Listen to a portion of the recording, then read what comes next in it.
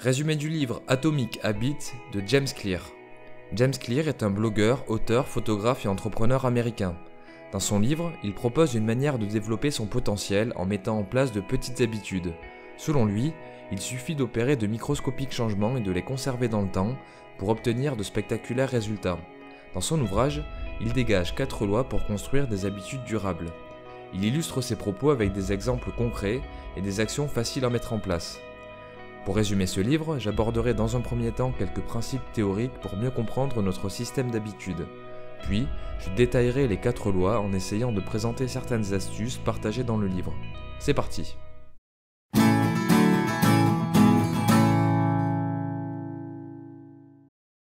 Tout d'abord, qu'est-ce qu'une habitude ? Une habitude peut être définie comme une routine ou un comportement qui est effectué régulièrement et dans la plupart des cas, automatiquement. L'auteur explique que les habitudes sont les intérêts composés du développement personnel. L'idée derrière ce concept est que la répétition et le fait de s'améliorer régulièrement, même d'1% à chaque fois, amènent à des résultats significatifs sur le long terme. L'histoire du cyclisme britannique est certainement l'un des meilleurs exemples qui soit. Il y a une dizaine d'années, les athlètes britanniques étaient plutôt médiocres. En arrivant à la tête de l'équipe, l'entraîneur Dave Braceford a instauré une nouvelle philosophie. Améliorer tous les jours une petite chose. Les cyclistes ont alors procédé à de microscopiques changements, optimiser la position sur le vélo, acquérir du matériel plus haut de gamme, optimiser la durée des entraînements, etc. Le résultat est qu'aujourd'hui, les Britanniques font partie des meilleurs cyclistes du monde. Deuxième concept important, les habitudes sont à double tranchant. Accumuler les bonnes habitudes sera bénéfique sur le long terme et inversement, accumuler de mauvaises habitudes, même infimes, sera désastreux avec le temps. Le problème est que le résultat de microscopiques habitudes est difficilement perceptible sur le court terme. Par exemple, économiser 2 € tous les jours peut sembler dérisoire, cependant le montant accumulé au bout d'un an permet de financer un voyage d'1 semaine au Portugal. Cela nous amène au 4e point, nos résultats sont le cumul de toutes les petites habitudes que nous avons. En ce sens, si l'on veut améliorer ses résultats, il est indispensable de changer son système d'habitudes. À ce propos, l'auteur explique qu'il y a 3 niveaux de changement. Soit on essaye de changer le résultat, changer ce que l'on veut. Par exemple, je veux perdre 5 kg pour en peser 80, ou alors je veux courir le marathon en moins de 4 heures. Soit on essaye de changer sa méthode, changer ce que l'on fait. Par exemple, je cherche à manger 5 fruits et légumes pour maigrir, je vais faire 3 séances d'entraînement au lieu de 2 pour m'améliorer. Ou alors, on essaye de changer son identité, changer ce que l'on croit. Ce 3e niveau est assez subtil. Imaginons 2 personnes voulant arrêter de fumer à qui l'on propose une cigarette. La première refuse et dit « Non merci, j'essaye d'arrêter ». L'autre refuse aussi en disant « Non merci, je ne suis plus un fumeur ». La première personne cherche à changer le résultat, alors que la seconde a changé son identité.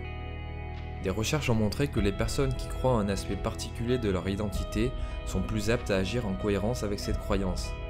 Le point à retenir est que pour mettre en place une habitude, il est préférable de se concentrer sur ce que l'on veut devenir plutôt que sur ce que l'on veut obtenir. Notre identité forme nos habitudes et inversement, notre identité émerge de nos habitudes, car plus on répète un comportement, plus on renforce l'identité liée à ce comportement. Plus on agit en adéquation avec ses croyances, plus on les renforce. Plus je m'entraîne à boxer, plus je vais me considérer comme un boxeur. Dernier principe, le processus de construction d'une habitude repose sur 4 conditions. Tout d'abord, il faut être conscient qu'un comportement sera bénéfique s'il est initié. C'est ce que l'auteur appelle le signal. Deuxièmement, il faut ressentir le besoin de l'adopter, car sans motivation, nous n'avons aucune raison d'agir. Troisièmement, il faut être capable de l'adopter, c'est la réponse au besoin. Et enfin, il faut que le résultat soit bénéfique, c'est la récompense. L'auteur tire 4 principes de ces 4 conditions. C'est ce qu'il appelle les 4 lois du changement de comportement. Pour entreprendre un changement, il faut le rendre évident, attrayant, facile et satisfaisant. Il en va de même si l'on veut briser les mauvaises habitudes. Dans ce cas, il faut rendre l'habitude invisible, indésirable, difficile et insatisfaisante. Voyons quelques conseils pour mettre en application ces 4 lois. Pour rendre le changement visible, il faut d'une part, identifier les comportements à changer. Pour ce faire, l'auteur propose un exercice très simple. Établir une liste de toutes ces habitudes et identifier pour chacune si elles sont bénéfiques ou néfastes. Deuxième conseil, associer un lieu et une heure à chaque habitude. Par exemple, on peut associer son trajet en voiture au fait d'écouter un podcast. On peut associer la douche matinale au moment où l'on planifie mentalement sa journée. Nous pouvons aussi enchaîner les habitudes, car nous avons tendance à baser ce que nous allons faire sur ce que nous venons de finir. Sur ce point, créer une routine est un excellent moyen d'enchaîner les tâches sans effort.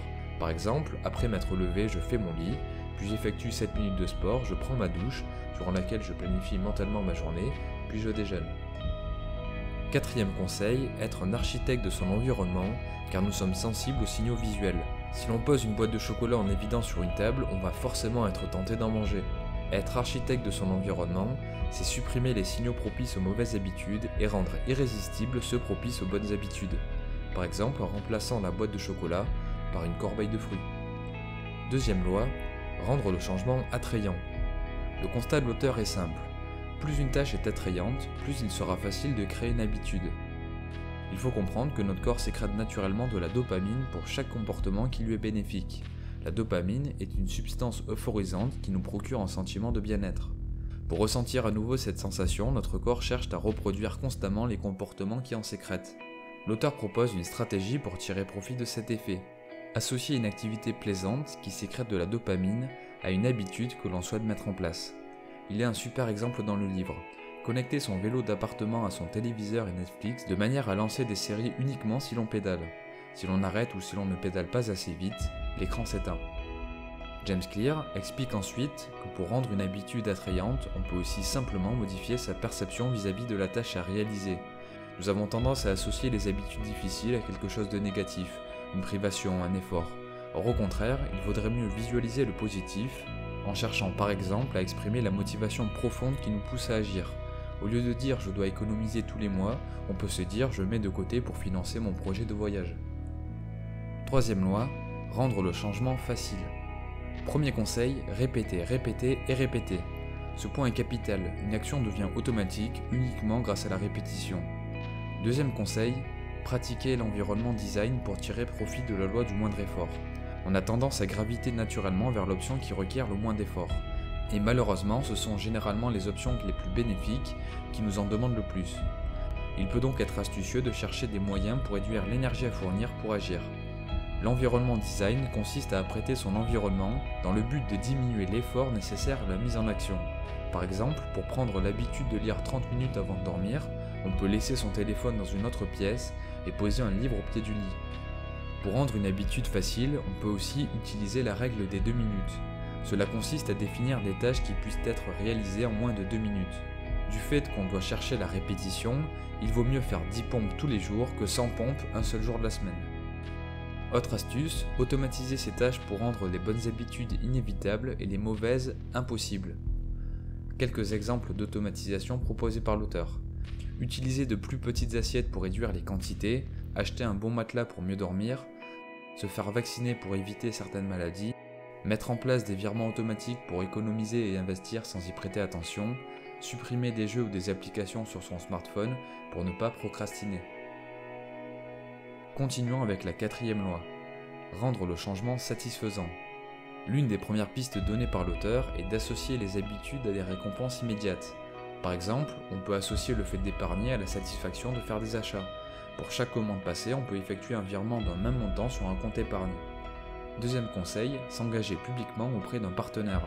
Nous sommes profondément influencés par ce que pensent les autres. La pression sociale et la peur de manquer de cohérence impactent fortement nos comportements. Généralement, si l'on expose ses objectifs à quelqu'un, on a tendance à ne pas abandonner pour ne pas décevoir la personne en question. Troisième conseil, ne jamais rater 2 fois. Personnellement, je trouve ce conseil très puissant.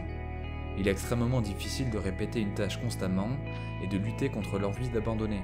Qui n'a jamais pris la résolution de se remettre au sport, à pratiquer quelques semaines, puis à laisser tomber? Pour faire face à cette difficulté, l'auteur suggère une règle simple. Se forcer à ne jamais briser la chaîne 2 fois d'affilée. On peut flancher 1 fois, mais jamais 2. Pour résumer et conclure, entreprendre et répéter de microscopiques changements peut amener à de spectaculaires résultats sur le long terme. Pour construire un système d'habitudes durable, il faudra répéter, répéter, répéter jusqu'à ce que les comportements deviennent automatiques. Pour construire un tel système, l'auteur suggère de rendre les changements évidents, attrayants, faciles et satisfaisants.